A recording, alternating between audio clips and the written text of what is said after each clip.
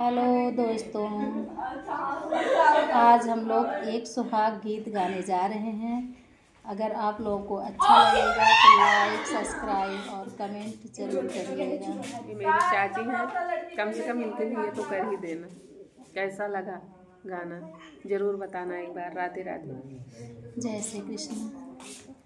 बिटिया बिदा कई के रोवेली मायरिया, अरे रोवेली मायरिया, अरे रोवेली रसोईया के बीच रे ललनवा, अरे रोवेली रसोईया के बीच रे ललनवा। बहरे से आवेनी पापा समझावे, पापा समझावे, अरे काहे धना मनेवा उदास रे ललनवा, अरे काहे धना मनवा उदास रे ललनवा। आई है पतोहिया भोजनवा, बनई है भोजनवा, अरे मिटी जई है बिटिया बियोग रे ललनवा, अरे मिटी जई है बिटिया के सोच रे ललनवा।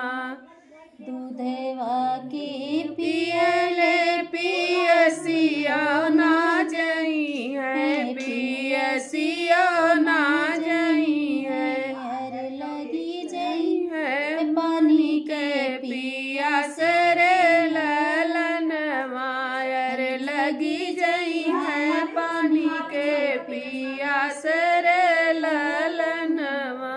अरे बिटिया बिदा कई के रोवेली मायरिया, अरे रोवेली मायरिया, अरे रोवेली रसोईया के बीच रे ललनवा, अरे रोवेली रसोईया के बीच रे ललनवा।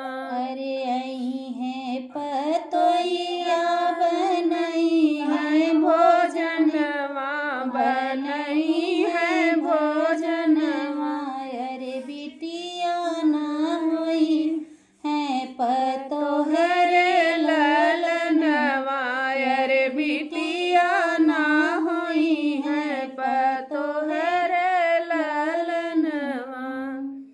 जय श्री कृष्ण।